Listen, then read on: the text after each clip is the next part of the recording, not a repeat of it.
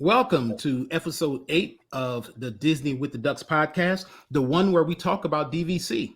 I'm your host for tonight, Lonnie Gaines. I'm joined by Jeff and Carly. Hi. Kevin. Hey. Mean Gene. Woo! I have a bad feeling about this. And the man, the myth, the legend, Mr. John Crow. Hello, everyone. How's everyone doing tnight? Good. Good deal. Well, guys, tonight we're going to talk about DVC, Disney Vacation Club.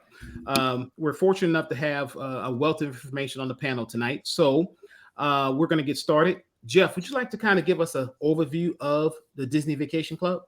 I can.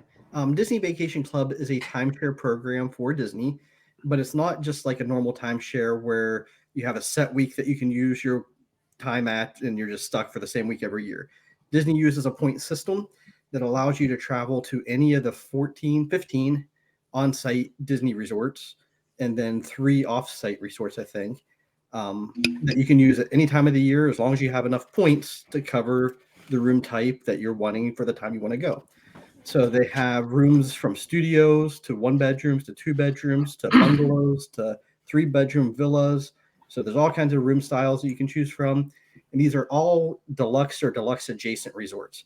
So you're not staying at the All-Stars here. You're staying at the high-end properties that they have here. A lot of the rooms go from anywhere from like a small kitchenette to a full kitchen, multiple bathrooms, like I said, multiple bedrooms. And like I said, you're also at the main resorts that are kind of key to the parks. So that's kind of the high level overview, and we're going to start diving deeper into this as we go and answering a lot of questions that people have. I know me and Carly are members, Lonnie's a member, John's a member. You got Gene and you got Kevin, who both have tons of questions for us. A lot of our listeners had some questions they've been sending us, so we're really excited to get into this and start answering people's questions and clearing up some of the confusion about DVC and what it is and what it has to offer. So. Outstanding, Jeff. Thank you, sir. Well, one thing you said is deluxe and deluxe adjacent. So I think it's to get a foundation. Let's kind of talk about the resorts that fill into the DVC program. Who would like to kind of share some of the resorts that fall into this category? So I can go through some of those. So with the DVC, you have resorts like Jeff mentioned in the deluxe hotels. So in the, say, Epcot, Echo Lake area, you've got the Beach Club. So Beach Club Villas has a bunch of rooms that are DVC on the closer end towards Epcot. You've got Boardwalk over there that also has a DVC area as well. Over on the monorail loop, you've got Grand Floridian, Polynesian, and Bay Lake Tower, which is next door to the Contemporary. So we've got all those resorts as well. You've got Boulder Ridge and Copper Creek, which are both inside of Wilderness Lodge. So a couple of good options over there. Over at Animal Kingdom, you've got 2 different DVC areas. You've got the Jambo House and also Kidani Village. So there's some rooms that are over closer to Animal Kingdom. And then over by Caribbean Beach, right next to that, you've got the newer one, Disney's Riviera Resort, which is an awesome new resort that opened, I think, about 2 years ago. And then over by Disney Springs, we've got Saratoga Springs. And we've also got Old Key West as well. So those are all the ones located on Disney property in Walt Disney World. But you've also got a few that are off property as well. Hilton Head Island has a DVC resort, Vero Beach, and then Alani out in Hawaii. And all those properties are DVC as well. Plus, you've got one over in the Grand Californian at Disneyland. So a really wide variety of resorts, different areas of both the country and of Disney World resorts. So a lot of good options for folks who are looking for places to stay. Perfect. Thanks, John. So, Carly, who you think would benefit from a DVC membership? Oh my gosh. So if you would have asked me this maybe 5 years ago, I would have said DVC's dumb. That's a timeshare. Don't do that. But we actually sat down with a DVC rep. We signed up to go just because they were giving away gift cards and fast passes.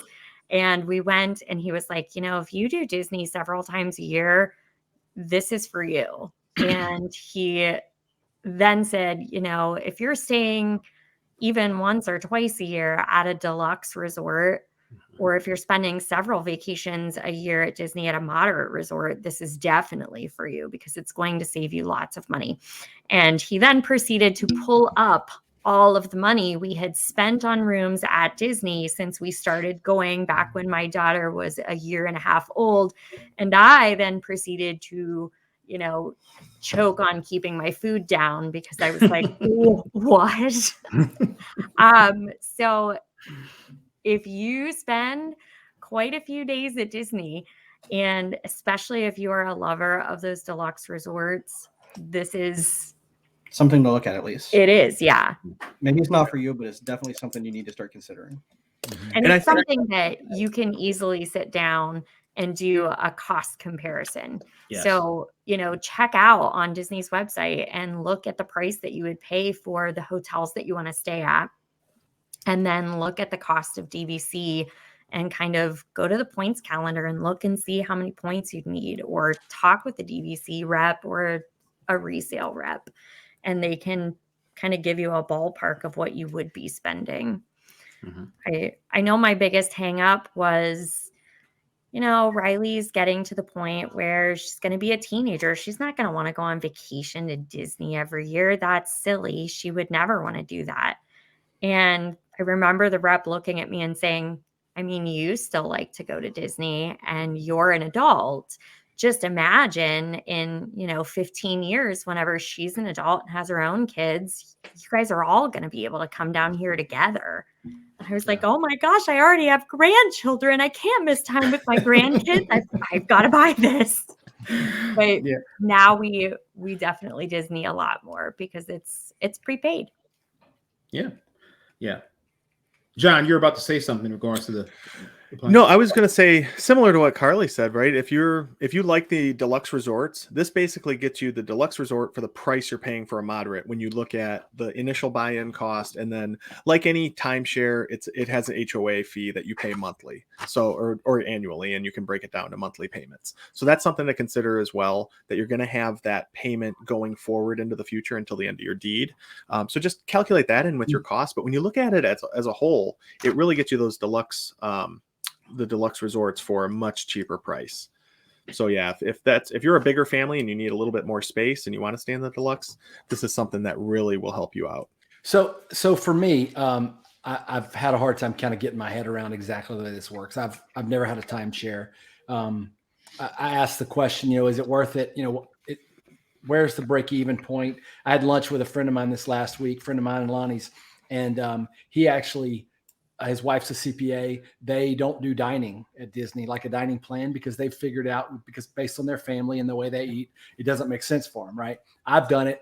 I know it probably doesn't make sense cost wise, but it's just easy. You don't have to think about pulling your wallet out anyway.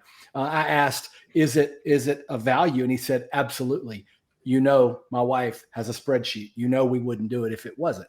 And so, I realize that's how it works, but what I don't understand is, so you spend an amount of money whenever you buy the vacation property, and is that the only money you spend besides the HOA, or do you have to buy points every year? I don't know how. I don't exactly know how it works, and if I don't know how it works, and I've been around you guys, then I would imagine there are other people that don't know how it works as well. Yeah. So, Gene, you basically buy a deed to this property for X number of points. So, say it's $200 a point, right? You buy 100 points, you're putting down $20,000, right? Upfront as the cost to own that property. Going forward into the future, you have the annual fees. So, it's usually an amount per point. So, I think Poly is around $8 or so a point that you're paying per year. And that'll adjust over time, though, because that's covering the operating costs of the resort. So that's something to keep in mind, is there is that continuing cost going into the future. So yeah, but then you have these points. Say you have 100 points, you can use those every year. So you have 100 points available. So if a room is 20 points a night, there's 5 nights a year you can spend at Disney. So then what you can also do is you can borrow from the future. So in 2022, I can borrow my 2023 points, bring those into this year and use them. But then that means next year I have less points to use. And currently there's restrictions on that too. They put, I think, 50% limit on what you can do. But then if I don't go this year, I can also push those points up into the following year and bank. But there's an expiration on those, right? There is. Yep. Yeah. So once you move those forward 1 year, you have to use them by the end of that next year. Okay. You can't bank points for like 5 years and then blow it all on, some great big extravagance. Yeah. Get one of those poly bungalows for one night. Right. So what if you need some extra points and you already have points? So we've had to do that a few times. They will allow you to purchase points. So you can call up Disney and say, hey, I need this extra few points just to make this trip work. I think it's 25 points a year you can buy as a one-time use. Yeah. They're like $17 or $18 a point, but it's a one-time use deal. So, so per year. So if you need to add another night or something to stay, you could buy the extra points. Yes. Or like everybody else does, you get add-on-itis and you decide I don't have enough points. And so what do? Well, you buy another contract because that's what you do. Add-on-itis is real because once you start getting Disney, you want more and more Disney. So it's that Disney math, right? Yeah. We need 25 points to get an extra night. We might as well buy those 25 points because then we can use them every year. Right. And it's cheaper. So is there a minimum there's a minimum to start out first, right? Like a minimum to get in, and then to go get an extra contract, do you go to that same minimum again, or how does that? That's a good segue, Kevin, because there's two types of ways to buy. You can buy directly from Disney, and then there's minimums that you have for that, depending on if you're financing, you're paying cash, or you can go in the resale market and you can buy from previous owners who are selling their contracts through a broker, basically. So I know me and Carly and John have both bought direct. Lonnie, you have experience on the resale market. Is that correct? That's correct. And I will say this, Kevin, that's a very good question. And I will say this will probably be the first of multiple shows in regards to DVC, because there are so many little things that, to Carly's point, as she's sitting down talking to the representative, they bring up more and more things. And to Jeff's point, you can buy, like if you're already an owner, you can buy 25 points cash, right? So you want to pay cash for it, you can. Or you can do any amount after that. However, coming in as a new DVC person, you'd have to pay, I think the minimum now is $150 if you don't already own, right? So there are various ways. It's the $150 is for the perks. So yeah, $150 for the perks. But you can still buy in a lesser, you just don't qualify for the perks until you hit that minimum. Yeah. And you'll hear stuff about blue card, white card, right now, Gene has no card, but that's okay. We'll get him there. He's like, no, you won't. Never gonna happen. I'm trying to get him. I put him on the spot, and he's just kind of like, He's just staring at you. You said extra points, so if you want it, you don't want to bank. Or let's say 1 year you can't use them, and you want to sell them. Can you sell those? You can rent them. You don't want to sell them. It's not selling because that's relinquishing your contract, but you can rent them as well.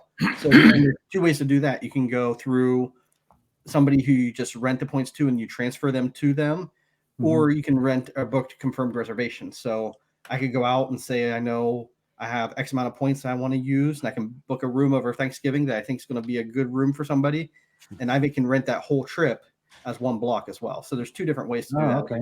So I can confirm reservation or by transferring my points to somebody, either way.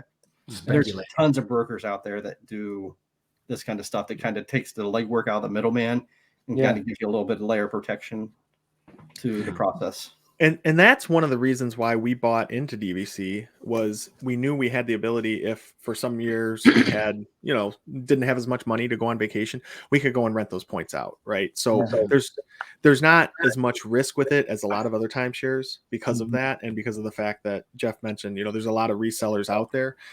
You can sell your points for a pretty good amount compared to what you bought it for. I haven't looked at the resale rates lately, but I think Poly's going for somewhere around 170 a point. And when we bought in, it was 190 or 185, something like that a point. So that's not that much of a difference, especially for how much we've used it. Yeah. Right. Hey, with that being, I'm sorry. Go ahead, Gene. I don't know if this is the right place to ask this, but so you talked about, at Poly, Jeff.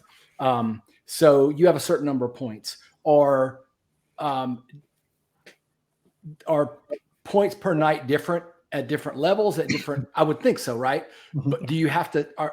Is there a reason that you need to stay at wherever you bought from? How does that work? Yeah, that was mine too with the home resort thing. What does that mean? Mm-hmm. Yeah. Well, I can tell you the advice I can give to that is buy where you want to stay. So a lot of people say, well, I can buy here and, I'll buy at Vero Beach because, on the resale markets is a lot cheaper. But how it works with DVC is, of course, at the 11-month window, you can book at your home resort. Okay. At the 7-month window, then it opens up. So anyone who's a DVC member can book at additional resorts. Usually by then at the 7 months, they're kind of filled, right? So you want to buy where you want to stay. A prime example, Marathon Weekend 2023, I was able to get a room already at Animal Kingdom Lodge, which is my home resort.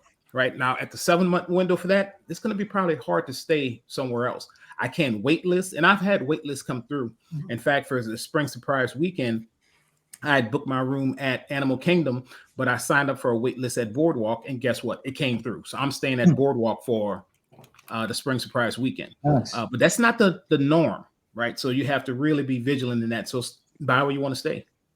Yes. And along those lines right now, especially, they've started opening up more and more rooms at all of the resorts. So you can actually go and tour each of the different rooms at all of the resorts. So you get a feel for what you like. I know whenever we initially bought in, I was like, oh, I love Wilderness Lodge. It's so great. And the rooms are fantastic. At Copper Creek.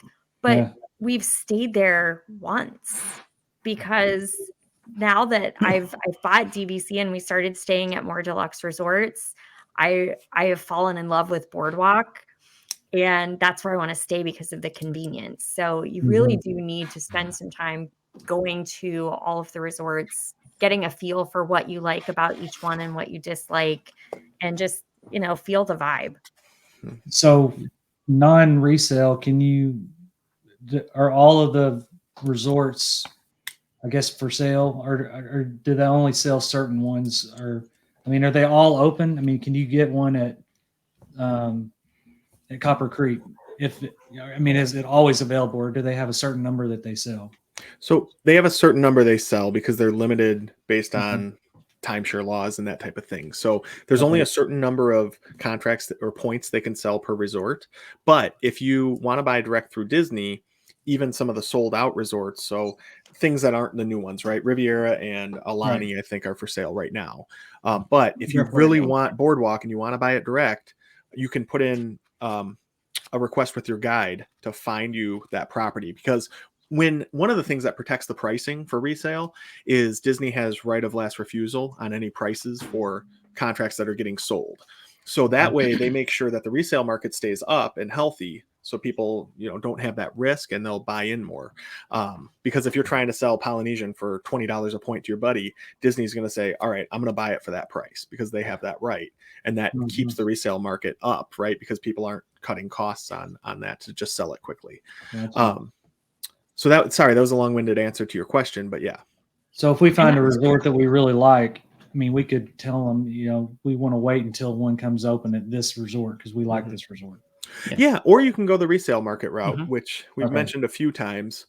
It is, though, if you're looking to buy direct from Disney, it is dangerous how quick and easy that is. Yes. When we've added on before, I called my guide in the morning at 9 a.m. and by noon, I had a vacation booked with those new points that I just bought. Wow. So, It is like leaps and bounds easier than even buying a new car. Disney doesn't even pull your credit report. Like they do. But they pull your credit report, but they don't put a hit on your credit report. Maybe I So, should get one. No, it doesn't like make you think, oh my gosh, what if I'm going to get rejected? Like Disney knows before they're even having a conversation with you if they're going to, help you finance this. And it's like, here, sign a piece of paper. Okay, here you go. It's in your account. Have fun. Yeah. And then you're like, wow, that was the most expensive backpack I have ever purchased. And I don't even know how I did it. I think this Yeah. is a good time to talk about the difference between buying direct through Disney and buying Yeah. resale. What is that? What Yeah. does that mean? So we kind of just went through the direct portion where you meet with somebody, you sign 3 papers, 45 minutes later, points are in your account basically, and you can book a vacation. The resale process is a little bit more in depth, takes a little longer. How did yours work, Lonnie? Well, mine was actually a lot longer than usual. My situation was completely different. I actually purchased during COVID, right? So Disney was actually closed. I was researching for about a year. Gene and I actually went during one of the Dopies we went to, and sat with a guide. And I'm one of those people I need to like go out and research. So I researched for a year after that. And then during COVID, Disney's Vacation Club kind of closed down, right? But then there are a lot of contracts online. So I found a contract that I wanted. It was a crazy amount, right? So I was like, oh, I can't pass this up. So I negotiated. I actually, called the guide and we did it by email. I made an offer. The person came back. I made another offer. They accepted it. But then I had to wait for Disney to actually, go through the right of first refusal process, right? So that usually takes, right now, they're averaging about 30 days. Back then, it was like 45 days. Yeah. Right? Also, though, you had to wait to close because the people that you were buying from wanted to use points. Exactly. Right? So what made my situation extra angst, right, is that Disney. So we agreed on a price. I was like, oh, perfect. This is what I need.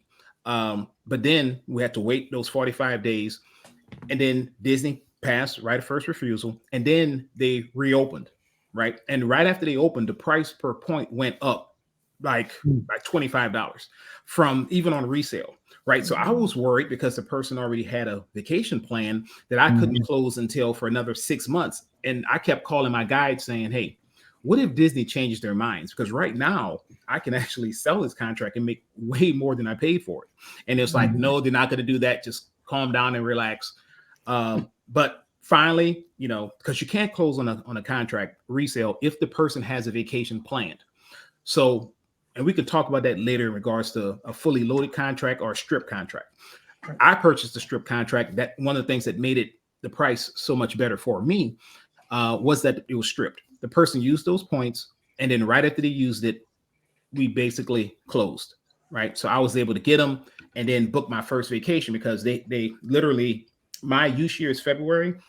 They had their vacation back in January. So boom, I got new points and I used them. That's a long-winded explanation of what happens. But to Jeff's point, you have to wait. And right now, Disney is buying back a lot of contracts. So it depends on where you want to, I'm seeing online some people, because there's whole groups that just talk about how many contracts are being bought back by Disney right now. To John's point, it keeps that price up.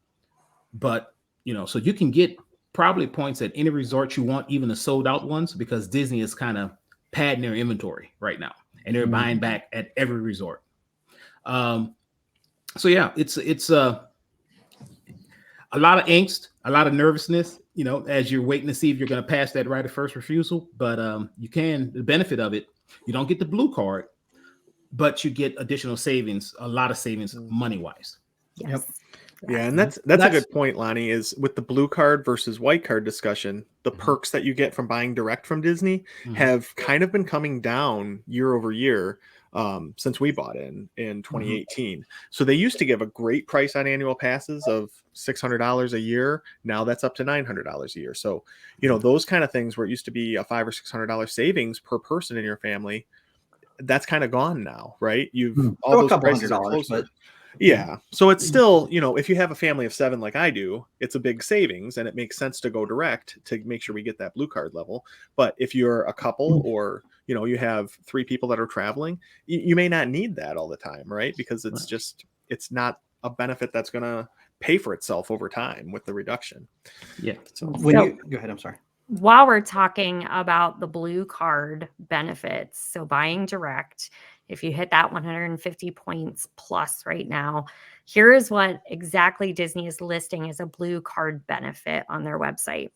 You get bookings at Disney Collection Resorts.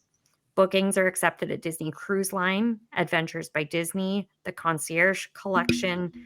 So all of those things can be you can use your points to convert them to, you know, Disney cruises and such. It's not recommended because the point conversion is awful for the money, Really? but you can't do that with a white card. The other thing, there are member cruises. So DVC cruises, if you want to go on those with other DVC members, exclusive member events. Right now, everybody's talking about the Moonlight Magic that's going on.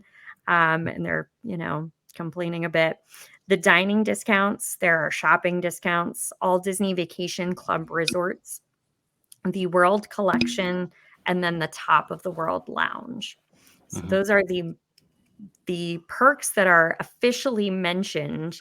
Any thoughts on those? Any that you're like, oh, I definitely use that and it's worth it? It's good to point out that if you buy direct, you can stay at the Riviera. If you're buying resale going forward, the Riviera is off limits to you. You cannot stay at the Riviera unless you bought directly from Disney after a certain date. So anything going forward has that kind of blocked off. Yeah. Another benefit that you didn't mention is currently the DVC has a lounge in the Epcot. So not only the Top of the World Lounge, which is currently closed at Bay Lake Tower, but they do have a lounge at Epcot above Figment that you can go in and do as well. I was going to say, as far as Blue Card perks, other than dining discounts and shopping discounts, which you get about the same discount percentage as annual pass holders, we used to get some discounts with annual passes. I think that's kind of gone down quite a bit, but the lounges are the only perks that we really use. I do love that lounge in Journey into Imagination, but would that be enough now to sway me to buy Blue again? Maybe not. I mean, that's one thing you always got to remember when you buy. You're not buying for perks. The only thing that Disney guarantees is you have X amount of points for X amount of years that you can use at any of these resorts, and that you're buying a room. So anything above and beyond that can be taken away at any time. They could be adding stuff at any time, but none of that's guaranteed to go through with this. So and my thoughts on it. I mean, I'm an annual pass holder, so I get the annual pass discount, and I still get the DVC discount on merchandise through the Shop Disney. It's crazy because you say, oh, you have a blue card, you have a white card. I went back and forth trying to decide which one to get, and when I looked at the benefits, it just didn't outweigh the savings I would get by going resale, especially since I say I have an annual pass, and I still get, we recently went out, all of us went to breakfast during marathon weekend, and I told the guy at the restaurant, I'm a DVC. He's like, oh, okay. He just took he took the discount off, right? I didn't have to show a card. Now they may ask you to show, and if he said, well, you got to show a card, he said, oh, well, we only do Blue. Okay, well, here's my annual pass. Use that discount. It's right. Basically, so you're going to get those discounts regardless. The Riviera is a fantastic resort. However, when I think about it, look, I'm where I wanted to be, Animal Kingdom. I could, it has a Savannah, right? It has great food options, right downstairs. And Tumble Monkey's coming. Tumble Monkey. Gene. So anyway, you got to look at all. You got to look at all the places. Yeah, I mean, now if they bring the Tumble Monkeys to the Tumble Monkeys, not at the lodge, but Animal Kingdom, is the closest park to Animal Kingdom Lodge. So I guess in a roundabout way, Gene is right, very roundabout. So look, from a certain point of view. From a Gene point of view, he's right there. So Kevin, I would say if you're thinking about it, just and to Jeff's point, benefits come and go, right? I've seen and people complain online, and I tend to lean more to the positive, but there are sites that kind of go back and forth. Are the benefits worth it? Are the benefits worth it? And for me, I had a spreadsheet as well. I looked at things. I was like, is it worth it for this? Is it worth it for that? And it just didn't work out for me. I just think that buying resale was the best option for me. Now, with that being said, Disney is in the process of building another DVC in California, and I'm going to probably I'm leaning strongly and waiting to see, but I'm probably going to buy direct there to add on some points, because that's one of those places, I don't need a bunch. I can bank, borrow, Every and couple years. get a nice little, because look, you go to California, you can do that park in 3 days, right? So I'll probably buy some points there direct, just so I can have that ability to kind of stay there. Mhm. I think for me, the biggest benefit that really pushed us towards direct when we bought was the annual pass discount, because we have so many people in our family that a discount of $300 a person, even, which is I think what it is now, right, times 7, that's $2,100 a year. Even if they only keep that benefit for 2 or 3 years, that's the difference between resale and direct, even before we consider dining discounts or anything else. So I think that plays into it too, size of family and how those discounts are going to play out. But you got to look at them, like the guys have said, it's going to go away at some point, right? So you got to look at, are those going to make your money back in the next few years or not? Because there are a lot of great brokers out there that can find you good contracts that you're looking for. So, hey, so you mentioned blue card and white card. So Carly, you went through the blue card discounts. Tell me about white card. Is it You get a room, you get You points. get a room, you get a point, you get the point. So you get the same points. And look, I can stay at every resort with the exception of Riviera right now, right? So white card is white card. I thought there were 2 different levels with direct buys. No. Yeah. So that's white card is resale on the resale market, right? Great. Is it black market, gray market? What are we talking about? I think it's black matter. Black matter? Or gray matter. Gray matter. Yeah. But yeah, So that's it. I mean, now literally, if I want to stay at Riviera that much, I can. There are ways around the system, right? I can rent my points, take that money, and get a room at Riviera, right? That easy, right? Yeah. So it's there's ways around it, and the broker can help you with that as well. So how does that the discount on the annual pass? How does that compare to a Florida resident pass? It's the same. We have the ability to buy the So it's old board basically pass, like- or it's called the sorcerer pass now, I think. Is you have the platinum passes, and then you have the next one down, which is the Florida resident pass, which is the sorcerer pass. We have the ability to buy that at the same price as what the Florida resident has. Now So there's about We are kind of considered Florida residents now. they have 2 levels below that, like the weekender pass and something else. I don't know the 2 bottom level annual passes. We don't have access to those ones, but we can buy the sorcerer pass at the same price as a Florida resident. So And now, Kevin, I mean, you can't even buy annual passes, right? I mean, Yeah, you got it, right. but right now they're not available for new people. So Right. you have to just weigh your options. Like you can buy a Right. DVC now, and you don't have that opportunity like John has, right? And once you let it go, then It's you're gone. at the mercy of Disney when they're gonna let you start buying them again. right. Yeah. So as long as you renew, you're okay for now. I don't mean to dominate this with questions. I mean, just No, so you- many No, questions. please. But so if you're thinking of, I know there are different point amount options. At the different levels of resorts, like what are some ranges? Like if somebody is thinking about this, I mean, is this going to be $25 and you're out the door, or is it going to be $25,000 or $25 million out the door? I mean, what is somebody? I mean, I'm making jokes, but what is somebody really looking at? And is it, I mean, y'all have thrown around $20,000 or whatever. Is that something you mortgage and you pay monthly over 20 years, or you write a check for 20 or you put $20,000 on a credit card? How does it typically work for people? You can do it Yeah. either way. And what's that? And also I'll add on to that too. What is the, I guess, the minimum that you get in, and or just maybe just an average one, and how many nights would that be in a typical resort? Yeah. Good question. I'm Yeah. kind of the same. I'll say when we first bought in, we bought 120 points at Polynesian, and that was enough for, I think, 5 nights a year when the time of year we wanted to go.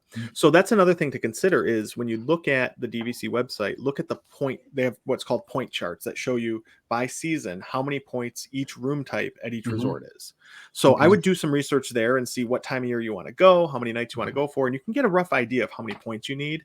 But say, like 120 points, you're paying probably around $200 a point. Direct. Direct. So, you got to figure that out too, right? You might need 200 points and you can't afford that right now. You can buy one contract now for say half of that at 100 and buy another 25 points or 50 points next year and another 50 the next year as you come across the funding for it. But your question, Gene, about how you can pay for it, you can either pay them outright or they'll finance you for, I think 9 or 10% for 10 years. So it's a heavy interest loan, but there are companies you can get loans through too. Yeah. There's financial companies that do timeshare loans or a credit union line of credit type of thing. But yeah, so you can buy it all kind of different ways. And those options are available resale or direct as well. So there's resale companies who specialize in doing timeshare loans as well. They'll work with your brokers and everything that handles that. And so there's all kinds of options with that, or you can write a check for it. Or so if you need 100 points, it's 150 points, you're $15,000 is what your cost is for that 150 points.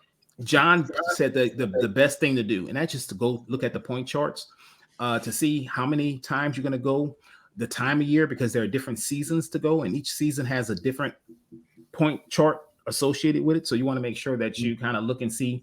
I know I need enough points to do, a family vacation for a week in a 2-bedroom, and I wanted to have at least 1 or 2 race weekends. That's how I looked at it. So when I looked for my contract, I went through and looked for, I knew I wanted to do at least Dopey or in November for a wine and dine weekend. So I looked at the points for those. And then as a family, we usually go in May, June sometime.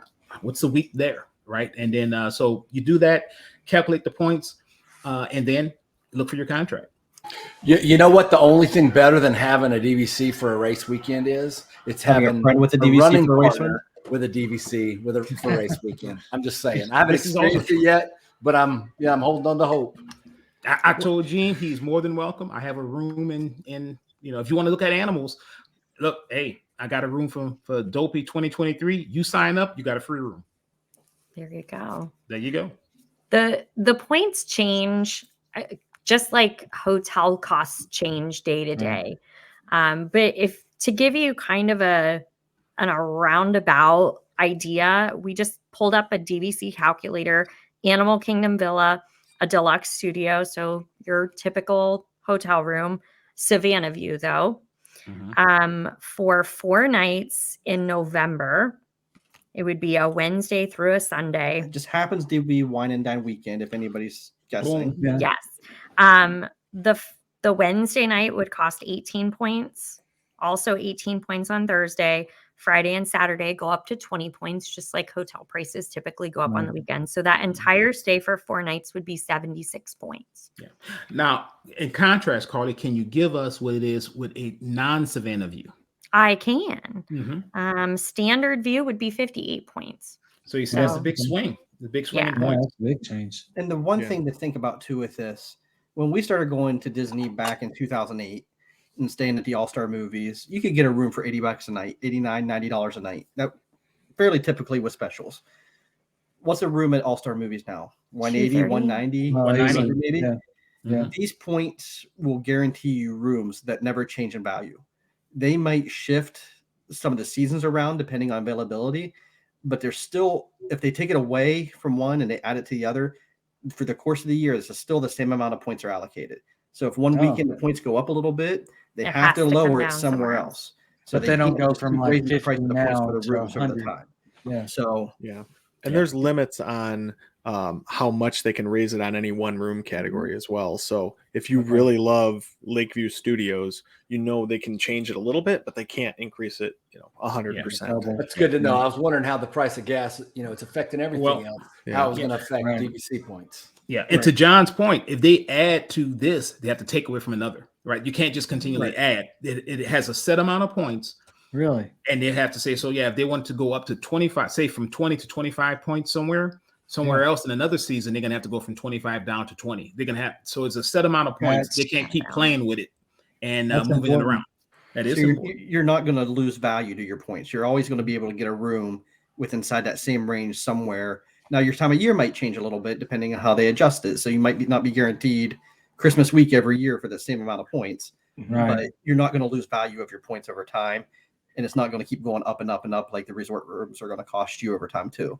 So you're locking in the value of your room for the next 30 to 50 years, depending on where you're staying at. Yeah, that's good to know. I was wondering how historically, how if you looked back over however long DVC has been around, how the point values for a room have changed. And it sounds like they overall they haven't. That's great. And actually, if you look, the interesting thing, look at Old Key West room point costs.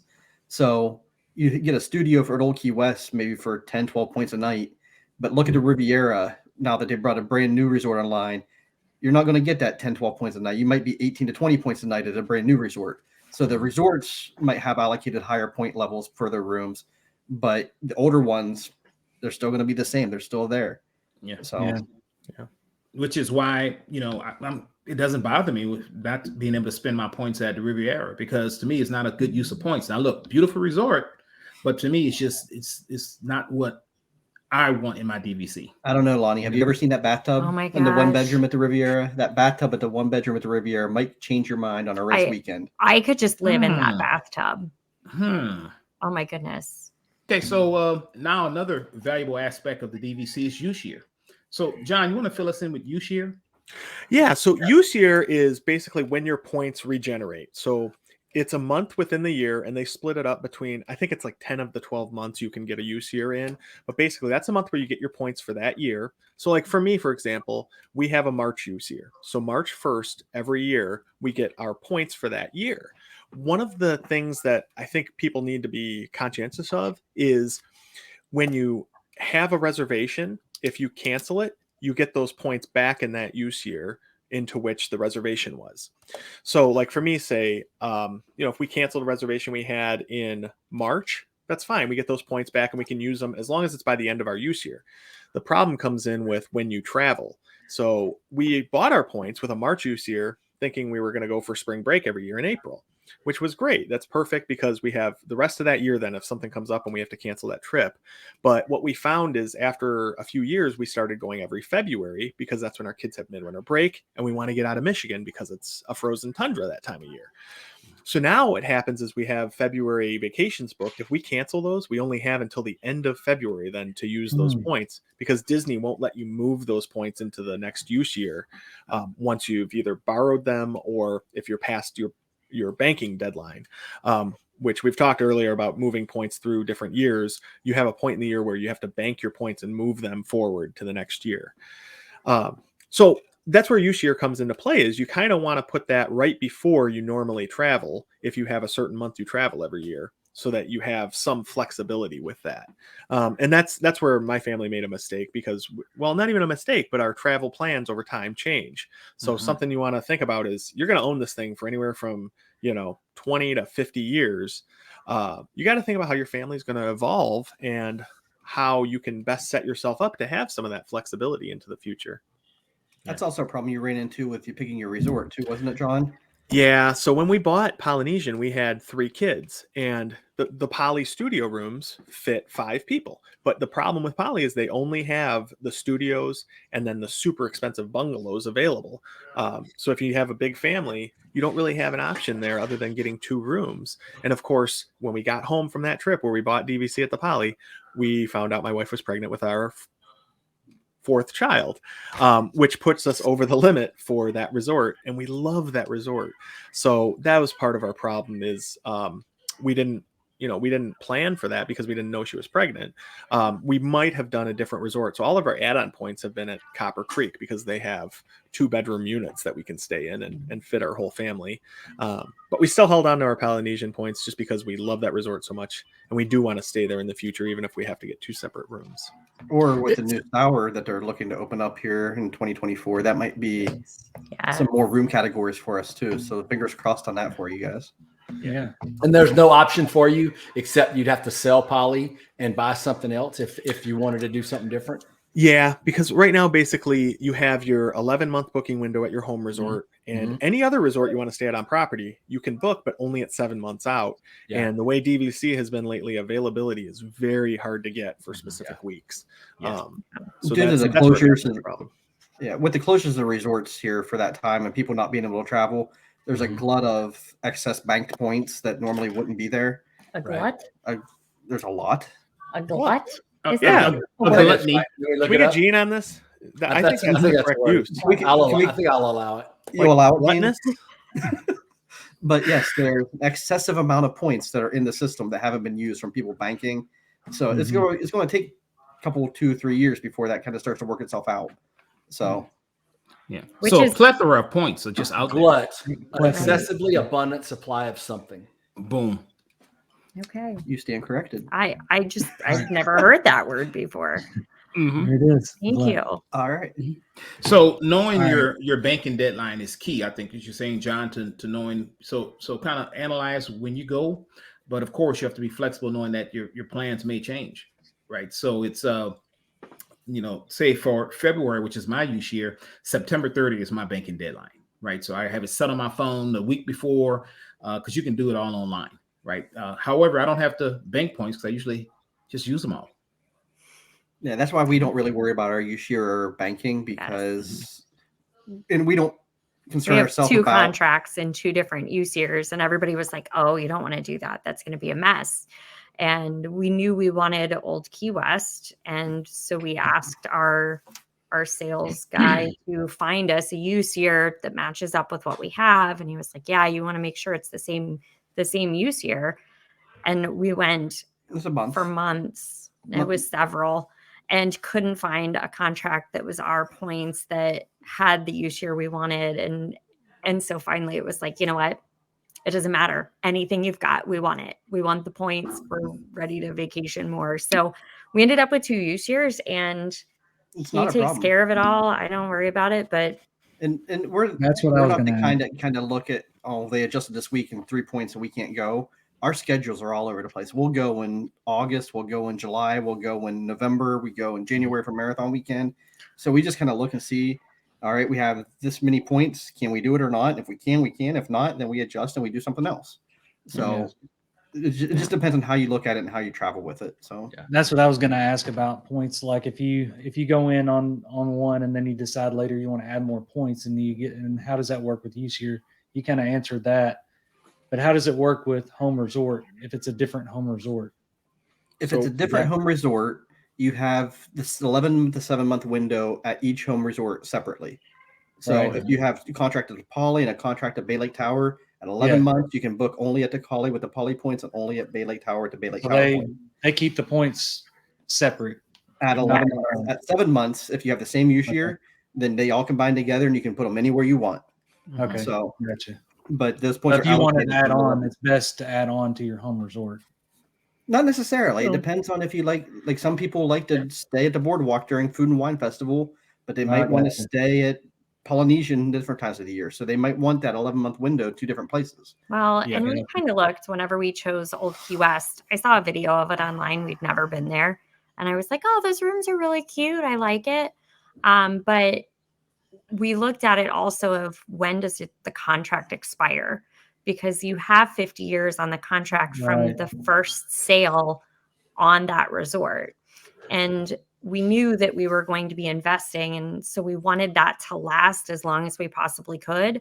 And Mhm. Old Key West at the time was the best value for points with the longest contract that we could find. Right.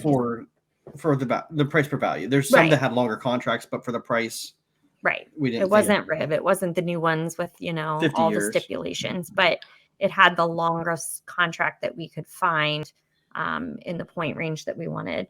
But we've stayed at Old Key West once. I probably, like, when we have to book there at 11 months on Old Key West points, I'm like, oh, what if we get stuck at Old Key West? Because I don't like it. Yeah, and we don't want to offend our old Key West owners who love it.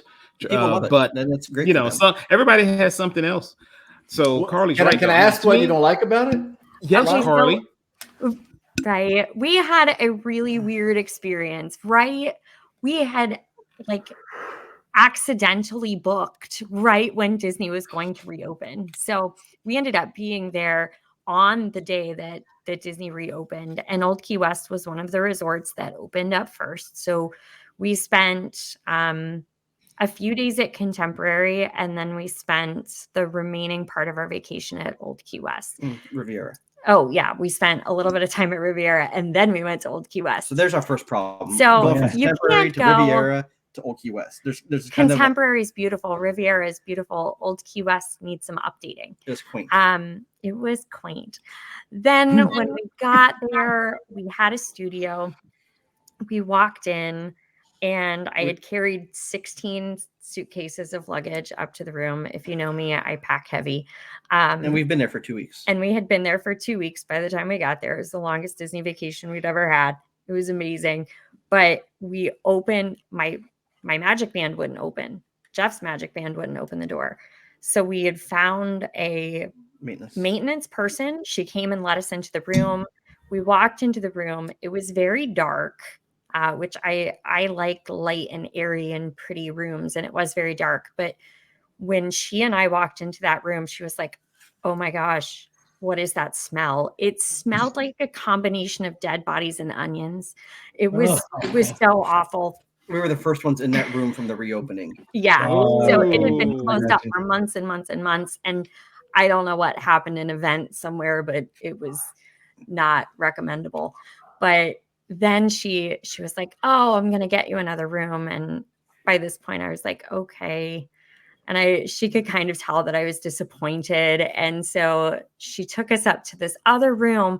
It was on the 3rd story and there was no elevator. And here I am with 16 suitcases. And she's like, that's not going to work. That's not going to work. Hold on. I'll be just a second. She gets on the phone and she calls, and they ended up putting us in a 2-bedroom suite and with an elevator in the building. So, I mean, it ended up phenomenal. She was great. They were fantastic. The 2-bedroom. The 2-bedroom was beautiful. We threw Riley in the room that was, part of the studio that was kind of dark and dreary looking, but our side of the villa was fantastic. But it ended up working out. It's just, there's other studios we like better now. Yes, it's not something I would choose to do again. Yeah. Now, if they sold a candle scent, Dead Body Onion or Old Key West, would you buy it for your home? Right? I would pass on that one. Should we check with Magic Candle Company about sponsorship? Yes. That's what I was going to ask. Yeah, because there's a lot of people out there that buy Disney candles, and they really make the house smell and bring those memories back. Yes. So I think Dead actually Body and have Onion, the you're onto Old something. Key West oil to put in a candle from Magic Candle Company. I don't know if we're allowed to say their name. And it smells great. It smells nothing like dead bodies or onions. So that was the smell I was anticipating. Yeah, it doesn't say it's home like onions and dead bodies. Yeah. Welcome home. I don't know what home you're in, Lonnie. Yeah, If you open the door and you're like, welcome home. But it did work out great. I mean, ultimately, we had a great end of the trip. It's just, there's other places we'd rather stay for that, but it worked out good for us for the price that we were paid for the points, getting to the 2057 contract expiration year. So we got plenty of time to use it. And so it worked out good. We're glad we have those points. This is also very interesting to me because we've talked about my own Disney experience. I've been, more than a handful of times, but it's only been in a value resort. I've never stayed anywhere except I stayed at Port Orleans once, but every other time is a value resort because, our thoughts around, we needed the room for that one. We needed more space, but our thoughts are always, we're going. We're only in the room to sleep at night. And so it doesn't necessarily have to be anything fancy. And so this is, don't get me wrong. I'm like anybody else. I like a nice room. But this is all, it's a whole new world for me. You know what I'm saying? And that's one thing too. When you go into DVC, it changes how you vacation at Disney. I'm sure it does. It changes how you vacation anywhere, to be honest, because I'm sorry, I didn't mean to cut you off. You're going to say where I'm going. We used to stay at All Star all the time, and I would brag about how amazing it was. And I would tell people, don't spend more money, stay at All Star. And then we stayed at Port Orleans, and I do love that. It's beautiful. But there's something luxurious about Disney deluxe resorts that you can't get somewhere else. Having a balcony every morning to go out and have your coffee on, having, a kitchen in your room to, cook a meal, maybe save a few bucks there, have some groceries delivered in and eat some Pop-Tarts and whatever. But I can't go back to All Stars and feel the same way that I did before owning DVC, because now it's like, okay, it's a hotel. And even going to hotels anywhere else now, I'm like, ew, I'm not staying there. That's not where I stay. It kind of makes you snobby. And it changes how you Disney. We used to be the commando, park open to park close, running around. But when you're at DVC now, we know we're going back. We have these contracts for 50 years. We're going to be back down there likely every year, at least every other year. So we don't care necessarily that we got to ride every single ride. Right. We spend more times at the resorts. We enjoy the amenities at the resorts. We enjoy the pools. We enjoy walking around the resorts because we know we'll be back in the parks maybe later this year, maybe a couple of times in the year, maybe next year. So we don't have to just spend all that time in the parks, making sure we do everything we can. And when you're at those deluxe resorts and you're using those amenities, you're getting so much more out of it. You're enjoying what you're paying for with it. So it's definitely different, and it changes how you actually look at Disney.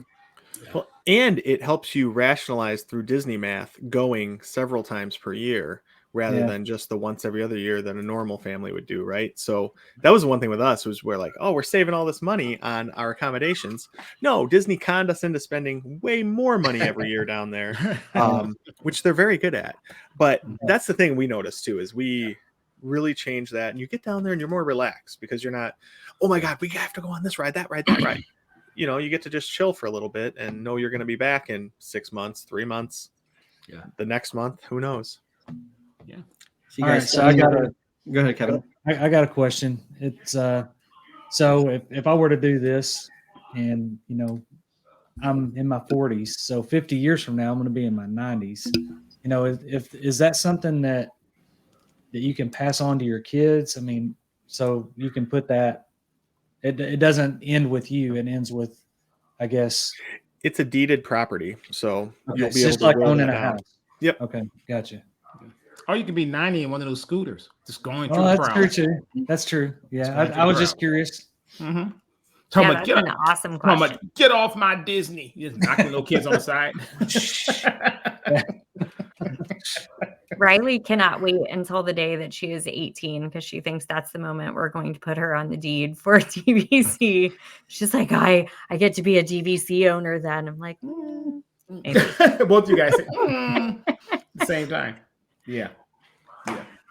No. So any other questions from the high level overview of this? Like I said, there's so much more we can dive into, but we just wanted to give everybody a kind of a good overview of what it is. And so any other questions from you guys from some of the overviews? Y'all did a great job. I understand it so much more now. Kevin, you? Yeah, I do. I do have a question. So I have family that has a place there. And we were considering maybe going in together, some of the cousins, and actually buying it out. I'm wondering how, I guess the perks of the different cards kind of helps on that. But other than that, is there, if you have opportunity to get in on a property close to Disney for less, is it, what's the, you know, is it worth doing that, I guess? Oh my gosh. You're looking at the benefits of staying on site versus off site. So it's it's like, would you stay at All Star Sports, or would you stay at the Marriott down the road? So it's kind of be similar to that kind of mentality of thinking. Do you want to own on property, or do you want to own off property? Yeah. Right. I think in the bubble or out of the bubble. That's right. Right. I think both That's have the question. benefits. I think, honestly, if it were me, I would, if I had the opportunity to buy a house down there or a condo, or, you know, that's something, it doesn't expire. This Right. expires. And we That's- don't know what happens after that expiration date comes. There are some guesses out there, but you don't know. So putting an investment down on something that you know is going to be there and stay there, barring, you know, unforeseen crazy natural disasters, then yes, I would definitely do that. Yeah, and I think, Kevin, it's kind of apples and oranges, though, right? Because one, you're buying a property you own 100% of, where with DVC, you're owning 0.001% A doorknob. of a resort. Yeah. Yeah. So, Gotcha. you know, you have the opportunity to rent out that property, to use it at any point, right? You don't have to book it 11 months in advance. Plus, I mean, it's a heck of a lot cheaper to buy into DVC than it is to buy a condo in Kissimmee. Absolutely. So It is. that's a big part of it too, because that's something we looked at as well when we were looking at how much money we're putting into DVC. Does it make sense to buy a condo, outside of Disney within a half hour. And for us, it didn't, because we didn't want to deal with the upkeep and everything. But Yeah. Right. That's the other thing. Yeah. Gotcha. Yeah. You said, Carly, that there are ideas of what's going to happen at that expiration, that 50-year. What do you think? I mean, what's some what of are the they? speculation? Are they saying anything? Not off the top of my head that I can, with any confidence say I heard it from anybody Disney. I'm sure Disney's not officially going to say anything. I'm just curious what people wonder, is going to happen. Yeah. At that. Well, you have all the resorts are expiring at different times. So it's Right. hard. I mean, you got Boardwalk and Old Key West both expire in 2042. So does Vero Beach and Hilton Head. Mm-hmm. So do they sell off maybe some of the Hilton Head or Vero Beach? Maybe that didn't go how they thought. So, but That's a good point. So you said 2040, so that's 20 more years on Old Key West. Are they selling 50-year contracts or 50-year deeds? they're selling. Old Key They West. expire in 42 still. So if you buy an Old Key West Okay. right now, it'll It's a still 20 expire year. in 42 or 57.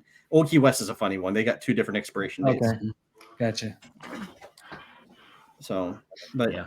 as we get closer, we'll find out. So, but then you got stuff, the Riviera, that goes through 2069, 2068, or Yeah. something like that. Yeah. So that one goes a lot longer. So there's always going to be something. So it just Mhm. depends on how they evolve and what they do. So, Yeah. Right now, it's purely speculation. Yep. But I think Disney does have a plan. I don't think they will just allow these resorts to, Yeah. at 2042 to just boom, we're taking them all back, right? I think they Right. may do something to allow people to, and also they didn't want to just, in everybody's contract and then put them back on the market again, right? So I think, me personally, if you have to ask, Lonnie, what do you think? I think they'll allow some kind of way to kind of extend that deed X amount of years, because you don't want to have a whole 2 resorts, well, 4 actually, right, in 2042, just like all of a sudden, boom, we got these for sale. Because Riviera's taking a long time to sell out right now, right? And I think they're still trying to sell out Lonnie. Lonnie's been on sale since, gosh, 11? I don't even remember. 15, something like that. Yeah. I can't imagine a resort glut in the market. You know what I'm saying? Yeah. That would drive the price way, way down. I mean, it really would. Yeah. Nobody likes a glut. Nobody likes it. Well, Depends. so it depends. I like the glut of points if I had them, but Well, I think, are we getting to my favorite part of every episode? It might be. Might be, but I will say this, guys. Thanks for your questions. I think this is just the first of, and we're going to have to definitely do another DVC episode 1, 2, 3. I mean, there are so many things in regards to booking a reservation. The whole process of how DVC works in the back end. We kind of touch, briefly on use sharing, things of that nature. So there's so many DVC topics. So as we release this episode, if we get additional questions, we're going to circle back to this again, because DVC is a lot. It really is a lot. And reach out to us if you have questions. Send us a message. We're in the Ducks group all the time. Just if you have questions for me or Carly or Lonnie or John, just drop us a line in there, and we'll gladly get to your questions for sure. Mm-hmm. Yeah. So I think it's the time that we do our quacking up with the Ducks. So all the dads out there, have your jokes ready to go for tonight? I'm good. Yeah. All right. Let's start with Mr. LG. Okay. So why do seagulls fly over the ocean? Because else they would be bagels. Exactly. Dude, you got me. Because if they flew over the bay, they would be called bagels and not seagulls. Good one. Oh, my. Kevin? All right. What do you call a sleeping bull? I don't know. A bulldozer. All right, Mean Gene. I know it's been a while, but do you guys remember back whenever they first released Star Wars on Blu-ray? Do you remember what Yoda said? Mm-mm. You don't remember? HDMI. That actually came from mine and Lonnie's buddy Joey. He sent me a text today. He said, for the podcast, use this. So I'm gonna Oh, give that's him credit. awesome. Ooh, I like we it. thank Joey That's for being our great. one listener. We appreciate that, Joey. I told him I'd give him credit. So That's awesome. Murdoch Havard, thanks, man. All right, John Carl, what's up with yours? Why did the chicken cross the playground? I don't know why. Why? To get to the other slide. Uh-huh. Slide. Stole that from a friend's kid. I think he's like 8. So yeah, He's gonna be Pretty he's gonna solid. be a good dad. That yeah, kid. he will. Right. He's ready. He's ready. So we were watching some of the old Boba Fett series here just a couple days ago and finishing up that one, the Book of Boba Fett on Disney Plus. And so mine kind of comes with that. So what is the number one rule of spice trade? Time is money. Nice. That is good. Carly, do you have one tonight? I do. Just to throw everybody off a little bit, I thought I'd have one. What do you call a pig that does karate? A pork chop. Oh, Nice. Nice. Whew. Oh, I think these were pretty good. They are. I'm looking forward to a time when chickens can cross the road or the playground without their intentions being called into question. You know what I'm saying? I'm looking forward to that time. We'll get PETA right on that for you, Mean Gene. You want to wrap us out tonight? Sure. Well, that was episode 8. If you've hung out this long, we appreciate you so much. And you can find us on Instagram at Disney with the Ducks. You can find us on Facebook, Disney with the Ducks podcast, and we have a podcast page. So if you would go and like and follow the page, in addition to hanging out in the group where we are a little more interactive and weird, if we can be more weird. Anything else for the good of the order? We have our YouTube channel, so continue to like and follow us on there. Some new things coming out through there. We're going to have our daily news show coming through.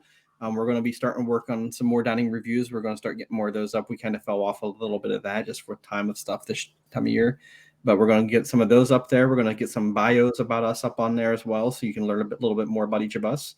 So check out the YouTube channel as well if you're listening to us, and if you're watching on YouTube, thank you. So anything from the rest of you guys? 5-star reviews. Let's get some reviews, Yeah. guys. Let's We roll. appreciate it. Let's keep growing. All right. And as always, thank you so much. Bye, guys. Go Thanks, Blue. everybody. Thanks. We're friends from work.